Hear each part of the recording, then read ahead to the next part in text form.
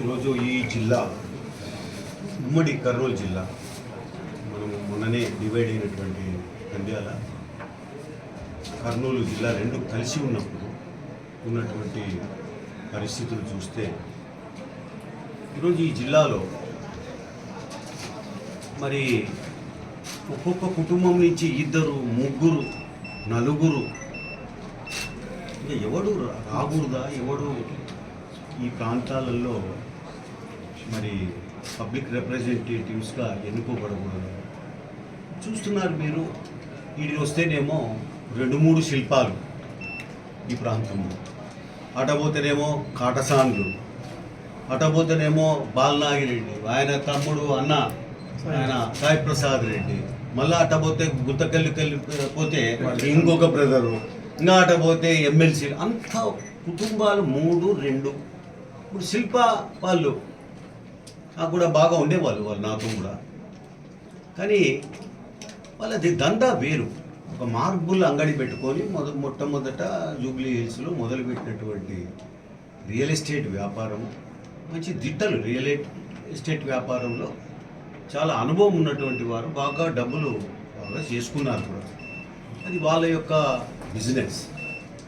ఈరోజు ఎక్కడ వచ్చిందంటే తేడా, ఎవడైతే డబ్బులు సంపాదిస్తున్నాడో వాడు వచ్చేది నేను ఎమ్మెల్యే కావాలా, ఎంపీ కావాలా అని మొదలుపెట్టేది. ఇంకా ఇళ్ళలో తిక్కోలా, ఇన్నాళ్ళు ప్రజాసేవ చేస్తున్నటువంటి వాళ్ళు ప్రాణాలు పణంగా పెట్టి ప్రజాసేవ చేసే వాళ్ళు ఇంకా ఛాన్స్ లేదు. ఓన్లీ రియల్ ఎస్టేట్ వాడు, మార్బుల్ షాపులు పెట్టుకున్నాడు, లేకపోతే భూ కబ్జాలు చేసేటోడు. ఇప్పుడు అది కాదు, వాళ్ళు సేవ చెయ్యరు, బిజినెస్ లైన్లోనే ఆలోచన చేస్తారు. మీరు వచ్చిన కర్మ ఏమనంటే వాళ్ళు బిజినెస్ పీపుల్, బిజినెస్సే వాళ్ళకు మెయిన్గా ఐడియా ఉంటుంది తప్ప ప్రజలకు ఎట్లా సేవ చేయాలి, ఎక్కడ తాగునీటి సమస్య తీర్చాలి, ఏమైనా స్కిల్ డెవలప్మెంట్ చేయాలా, లేకపోతే నిరుద్యోగులకు ఉద్యోగాలు తెప్పించాలా, ఈ ఆలోచనలో రైతులు ఎట్లా బాగుపడతారు, ఏ రకంగా వీళ్లకు గిట్టుబాటు ధరలు ఉంటాయి, రైతులకు నీళ్లు ఎట్లా సరఫరా చేయాలా అన్నటువంటిది వీళ్ళల్లో ఆలోచన ఉండదు. వీళ్ళకు ఉండేదంతా ఏమంటే స్థలం ఎక్కడుంది, ఇది అమలబోతుందా లేదా, దీంట్లో లేఅవుట్ వేసి ఇల్లు కడితే ఎంత కమ్మొచ్చు, ఎంత లాభం ఉంటుంది, మనం కొనేదెంత, అమ్మేదెంత, ఏ రకంగా మనము. అప్పుడు కూడా మొన్న కూడా నంద్యాల జిల్లా ఏర్పడినప్పుడు దుమ్ములు ఏపినారు ప్రచారం, వచ్చా జిల్లా అని వచ్చి అమ్ముకున్నాక మొత్తం జిల్లా ఈరోజు రియల్ ఎస్టేటు ఒక డౌన్ అయిపోయాయి. ఊరికే మాటల కాడికే, ఇప్పుడు ఎలక్షన్లు వచ్చినాయి మళ్ళీ మాటల కాడికే. రియల్ ఎస్టేట్ దందా ఇది తేడా లేదు. అంటే ఈరోజు నేను చెప్తున్న స్థానికులు, నంద్యాలలో స్థానికులు లేరేమయ్యా, ఎంతో ప్రజాసేవ చేసేవాళ్ళు. వాళ్ళకు చిన్న ప్రాబ్లం, ఏదైనా హెల్త్ ప్రాబ్లం వచ్చినా, డాక్టర్ అవసరం ఉన్నా, లాయర్ అవసరం ఉన్నా అక్కడే ఉండి రాత్రి బవళ్ళు కష్టపడే వాళ్ళు నంద్యాలలో లేరేమయ్యా. యాడ్ నుంచో కొండ సూకేసుల నుంచి దేవాలయం, హైదరాబాద్ నుంచి, బెంగళూరు నుంచి. ఎందుక ఇట్లా చేస్తున్నారు వీరు? పార్టీలు కూడా కొంచెం ఆలోచన చేయాలి, స్థానికులను పికప్ చేయాలి. ఇక్కడ వాళ్ళకే సమస్యలు తెలిసేది, ఫారూక్ లాంటి వాళ్ళకు సమస్యలు తెలుస్తాయి. కానీ యాడ్ నుంచో వచ్చి రియల్ ఎస్టేట్ చేసే వాళ్ళకు డబ్బులు ఉన్నాయని చెప్పి ఈడొచ్చి తీసుకొచ్చి పెట్టడము, ఈ చాలా దీనికి ఒక ఫుల్ స్టాప్ పెట్టకపోతే ఈ ప్రాంతం అభివృద్ధి చెందే ప్రసక్తి లేదు.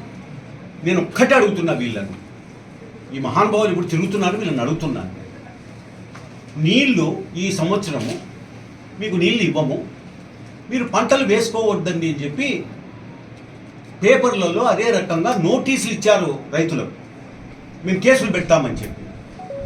ఈ నోటీసులు ఇచ్చినప్పుడు ఇక్కడున్నటువంటి లెజిస్లేటర్స్ ఎప్పుడన్నా స్పందించారా? ఆ నోటీస్ మీద ప్రొటెస్ట్ చేశారా? అసెంబ్లీలో ఏమన్నా మాట్లాడారా వీళ్ళు? నేను ఒకటే అడుగుతున్నా, ఈరోజు రాయలసీమకు నంద్యాల, మొత్తానికి నంద్యాల జిల్లాకు అత్యంత ప్రాణప్రదమైనది గుండ్రేవుల రిజర్వాయర్. గుండ్రేవుల కడితే ఈ ప్రాంతానికి నీటి సమస్య ఉండదు. ఆళ్ళగడ్డ నుంచి మనకు నందికొట్కూరు, అదే రకంగా కర్నూలు కానీ, లేకపోతే మనకు శ్రీశైలం నియోజకవర్గం కానీ, ఈ వీటికి చాలా మటుకు నీటి సమస్య తీరుతుంది. శాంక్షన్ అయిన ప్రాజెక్ట్ అది గుండ్రేవుల. ఈ గుండ్రేవుల కోసం ఎవరైనా ఈ శిల్పాలు కానీ కడసాన్లు కానీ లేకపోతే ఆడ బాలనాగిరెడ్డి బ్రదర్స్ కానీ ఎప్పుడన్నా స్పందించారా? లేదే. ఎందుకు స్పందించారో? వీళ్ళకి ఆ తెలివి లేదు, వీళ్ళకి అవగాహన లేదు. గుండ్రేవులో ఉంటే ఏమో తెలియదు. అది శాంక్షన్ ప్రాజెక్టు 20 టీఎంసీల నీళ్లు. 20 టీఎంసీలు అంటే దాదాపుగా 60 టీఎంసీలు వాడుకోవచ్చు ప్రతి సంవత్సరం. నీటి ఎద్దడి ఈరోజు ఉంది అంటే గుండ్రేవుల రాకపోవడమే ఈరోజు నీటి ఎద్దడి. దాని గురించి మాట్లాడే నాదులు లేడు. ఎంతసేపు ఉన్నా ఇదో నంద్యాల పక్కన మనము లేఅవుట్ వేద్దామా, కర్నూలులో ఏమన్నా వక్ఫ్ బోర్డు ఆస్తులు అవి ఆక్రమించుకుందామా, లేకపోతే ఏదన్నా బెదిరించి ఇద్దరు అన్నదమ్ములు లేకపోతే స్నేహితుల మధ్యన డిస్ప్యూట్ ఉంటే వాళ్ళని కుసబెట్టి బెదిరించి రాపించుకోవడమా? ఇదా మీరు చేసింది ఈ 5 సంవత్సరాలు? ఇది కాదు కావాల్సింది. ముఖ్యంగా గుండ్రేవుల రిజర్వాయర్ పూర్తి చేయాలి, రైతులను ఆదుకోవాలి. ఈ ప్రాంతంలో ఊరిక కనపడుతుంది మీకు మనకందరికీ ఏదో పచ్చగా, కానీ ఎప్పుడు నీళ్ళు వస్తాయో ఎప్పుడు పోతాయో. ఐఏబీ మీటింగ్లో ఏం మాట్లాడినాడు ఈయన? ఇప్పుడున్నటువంటి ఎమ్మెల్యే కానీ ఇప్పుడున్నటువంటి ఎంపీ కానీ ఐఏబీ మీటింగ్ అని జరుగుతుంది. ఇరిగేషన్ డెవలప్మెంట్ అడ్వైజరీ బోర్డు అది. ఐఏబీ మీటింగ్ జిల్లా స్థాయిలో జరుగుతుంది. దాంట్లో ఎప్పుడన్నా వీళ్ళు మాట్లాడినారా? ఎప్పుడన్నా ఇదిగో ఈ ప్రాజెక్టు, ఇదిగో అలగనూరు తెగిపోయింది, దాదాపు 5 ఏళ్ళు అయింది ఇది ఖాళీ అయిపోయి, అలగనూరులో నీళ్లు లేవు ఒక చుక్క కూడా, దాన్ని బాగు చేద్దామని ఎవడన్నా అడిగినాడా?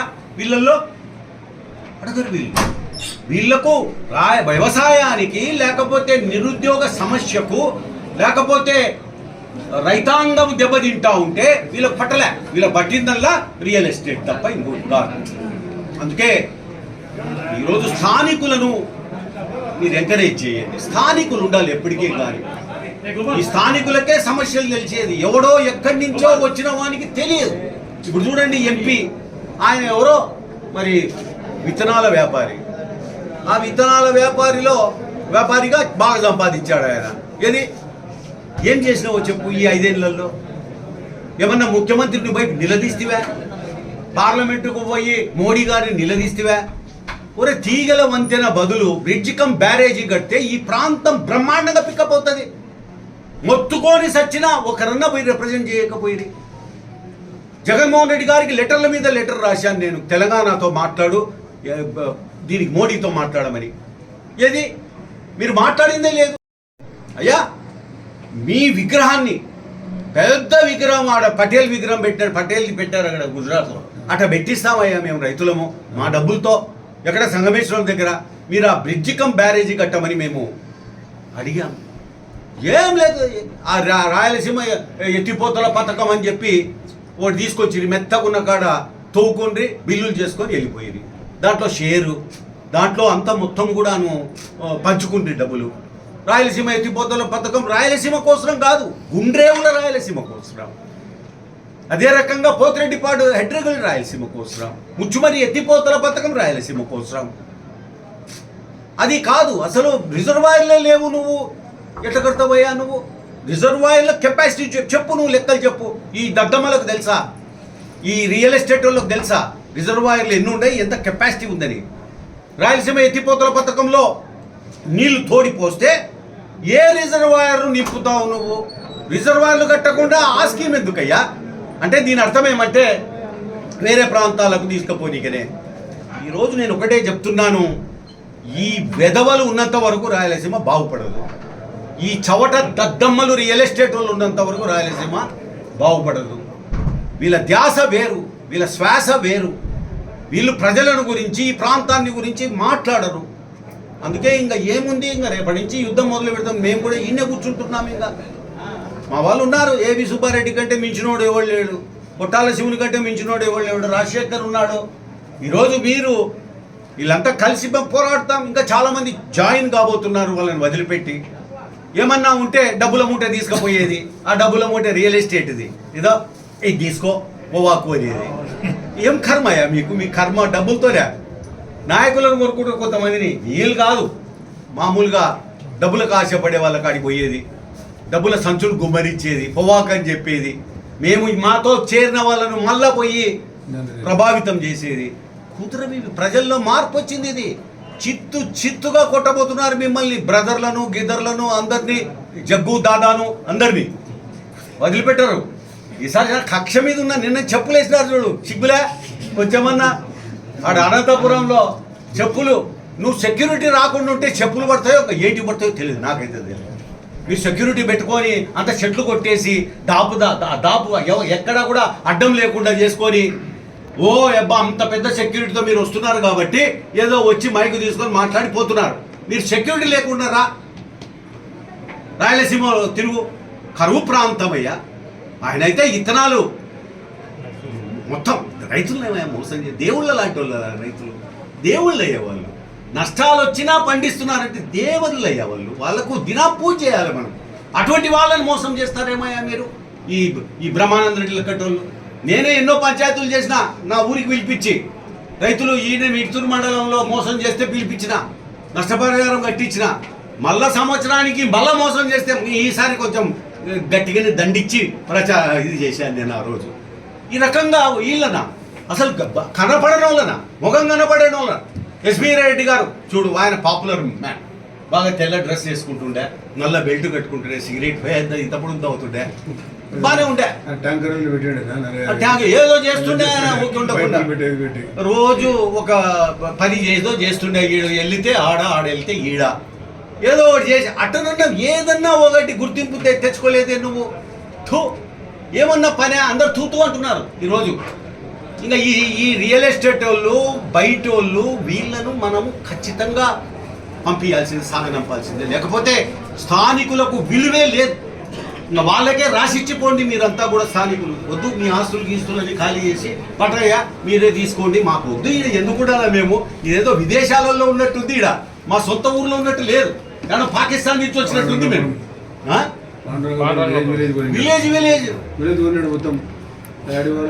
ఎక్కడికి ఏంటి ఏం జరుగుతోంది? ప్రజలు స్థానికులకు విలువే లేదు. ఇంకా వాళ్ళకే రాసిచ్చిపోండి మీరంతా కూడా. స్థానికులు వద్దు, మీ ఆస్తులు గీస్తులని ఖాళీ చేసి పట్టయ్య మీరే తీసుకోండి, మాకు వద్దు. ఈడ ఎందుకు ఉండాలా మేము? ఇదేదో విదేశాలలో ఉన్నట్టుంది, ఈడ మా సొంత ఊర్లో ఉన్నట్టు లేదు, కానీ పాకిస్తాన్ నుంచి వచ్చినట్టుంది. మేము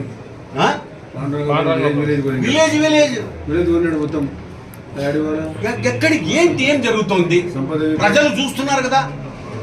ఈరోజు వీళ్ళని వీళ్ళని తరిమి కొట్టాల. వీళ్ళను గుండ్రేవులు సాధించుకోవాలా మనం.